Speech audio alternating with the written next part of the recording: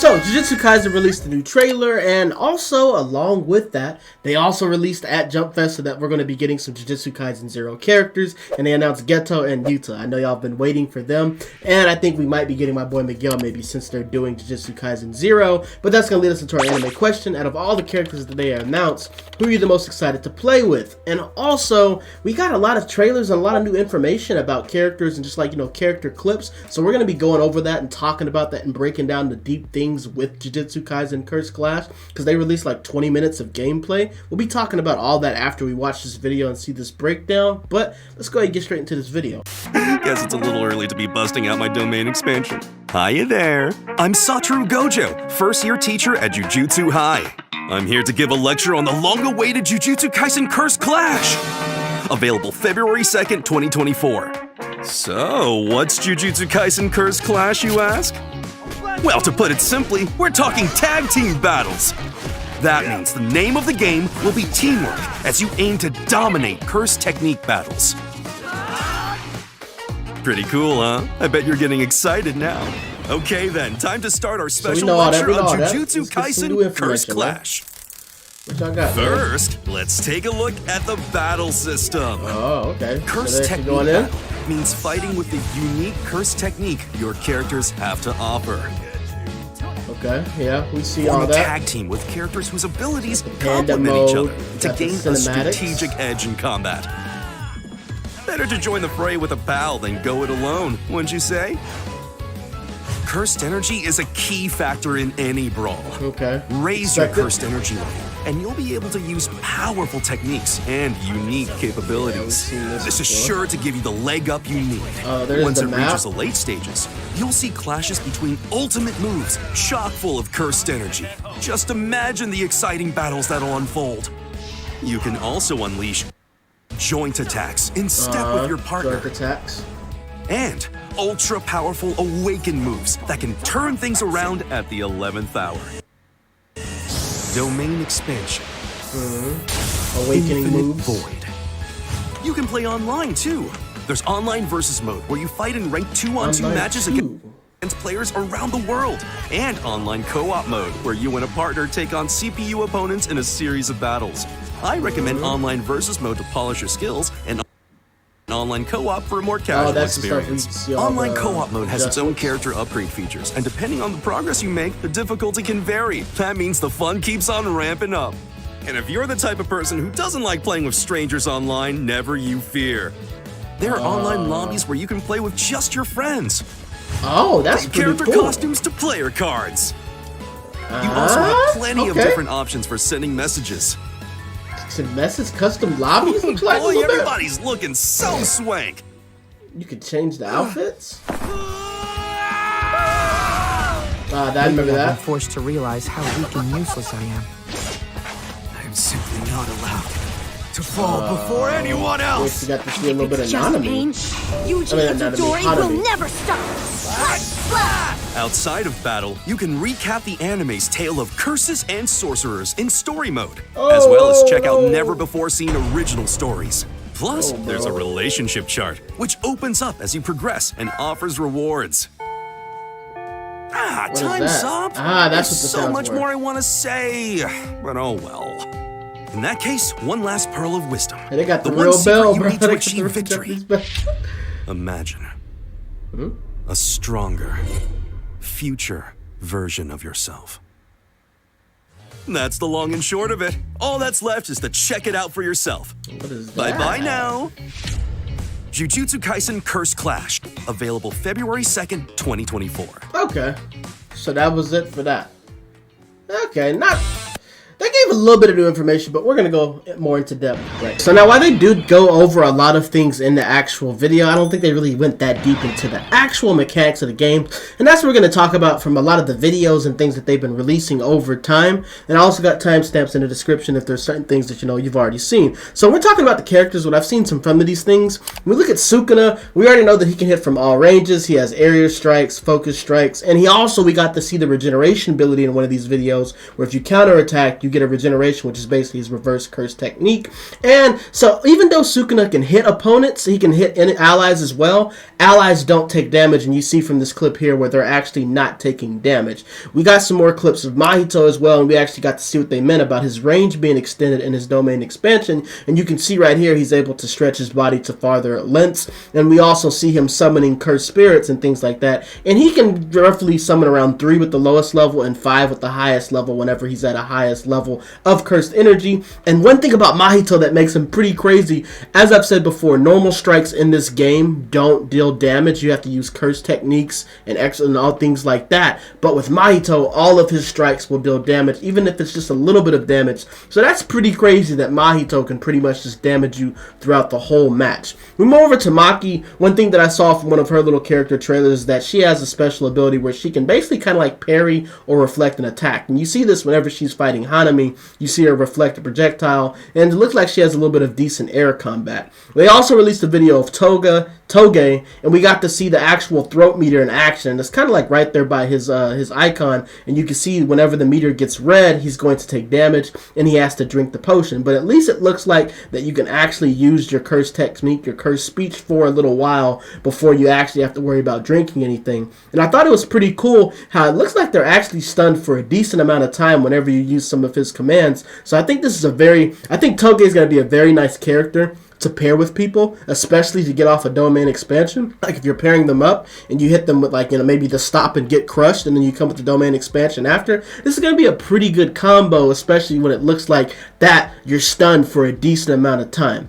And also, when we look over here, we look at Nanami. We know that Nanami is going to have overtime and also his cursed meter spam. So one thing that we found out about overtime is that when he's in overtime, he's going to be able to just keep hitting with the strikes because his cursed technique gauge is just going to keep coming back immediately. We actually got to see some gameplay from Nobara in the 17 minutes of gameplay from one of the popular Japanese streamers. And we saw right here that when she hits you with the Nell attacks, basically her basic auto combos are ranged strikes. And after she finishes her auto combo, she's going to be able to stack a pin on you, and she can stack up to 3 pins, and depending on how many pins she has stacked on you, she can activate the hairpin or also just the normal residence and deal damage at you. So this is pretty crazy, especially the fact that she can hit you from any distance, and if you're basically just waiting, you could just wait to deal damage, and you can't remove these pins once they're on you, so they're kind of just there. And basically once Nobara hits you with a combo, you're kind of just stuck with dealing with whenever she actually wants to hit you with damage. Now, you can't interrupt the animation for her to actually, like cash in on the hairpin or the resonance,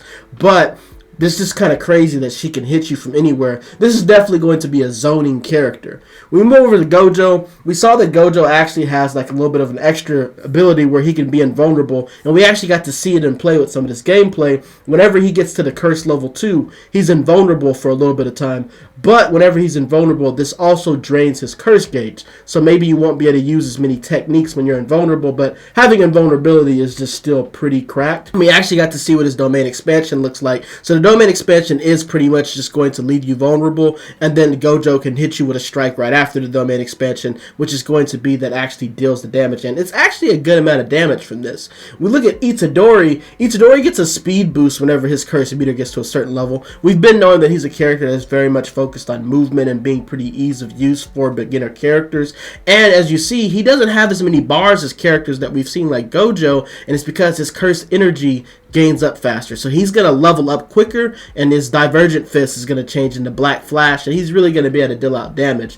SO is basically going to have a little bit, I think he's going to, in my opinion, I think SO is going to be a little bit similar to Megami, where, you're kind of fighting with another character, which him, using his brother, and it seems like they're going to have a similar effect to Nobara, where they can actually, like, stack up the rot and be able to hit you with rot, and his brother can attack and defend from command. So it's going to be very interesting, but you also saw in the character chart that SO is basically considered to be a difficult character, not really easy for beginner types. And then, like I said, we recently found out that we're getting Yuta, and it revealed that with Yuta, whenever an enemy is like injured, Rika may reveal and also be able to deal damage towards enemies when you're fighting. And sometimes Rika will just come out in the middle of fights whenever you're like striking to deal damage, which I think is pretty cool. And then we also saw that Geto, he seems like he's going to be a mid and close range, but when we're looking from these screenshots and what they're saying, he can summon a ton of curses, which is pretty cool. We see his curse that he used in Jujutsu Kaisen 0, and we also just see the other ones, the bugs, and also seeing him using, it's crazy how much I'm just curious how many more curses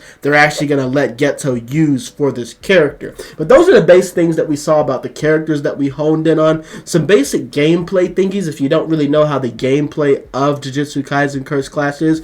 Basically, you have a 5-minute timer. It's 2 teams, so basically 2 teams of 2, and you have 4 lives apiece, and it's shared lives. So if your teammate just dies 4 times, the match is over, or whoever has the most health or most lives by the time the time runs out, that's going to be the winner. You have your basic things that you have in fighting games, so you have a little map to see where your allies are and where the enemies are, and then you also have an easy command thing that you can use with the D-pad that can allow you to do some easy commands. And as we saw from the video, it seems like they're also going to have a lobby where if you don't want to just go online, you might actually be able to just play with friends, which is pretty cool. It's not local play, but at least we know that we have custom lobbies when we don't have that right now in Storm Connections.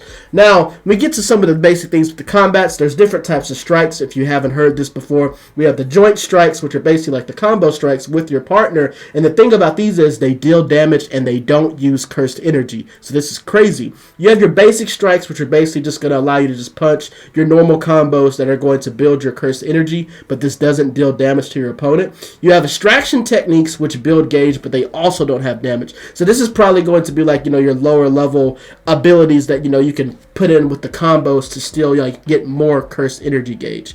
And then we also have our cursed attacks, which are going to be the ones that are going to actually deal damage, your cursed techniques. And then we finally have the awakening attacks, which this could either be a domain expansion or a transformation like you have with Panda, or also just a cinematic scene like you have with Itadori's Black Flash ×3. We also saw in some of the different trailers that different characters have different amount of cursed energy bars. So this basically means the characters that have shorter cursed energy bars are going to be able to go up in levels quicker. Whenever your cursed energy goes up, you level up. You can go from 1 to 3 levels, with level 3 having you be able to deal out the most devastating attacks. So for Itadori, for example, with level 1, you'll probably just be doing a normal divergent fist, but when you get to level 3, you can actually come with a Black Flash. And since Itadori only has 4 bars of cursed energy, he's going to level up much quicker, whereas characters like Gojo and also Jogo, they're going to take a while. And you also see Mahito, pretty much all the curses seem like they have high gauges, which means it's going to take a while for you to level up with them, especially with characters like Gojo, who, his attacks are going to deal out a crazy amount of damage. And also Sukuna has a high amount as well. And it seems like Maki is a character that's going to be pretty interesting because she has a short gauge just like Itadori. So it seems like she's going to be able to get her energy quickly and deal out damage quickly.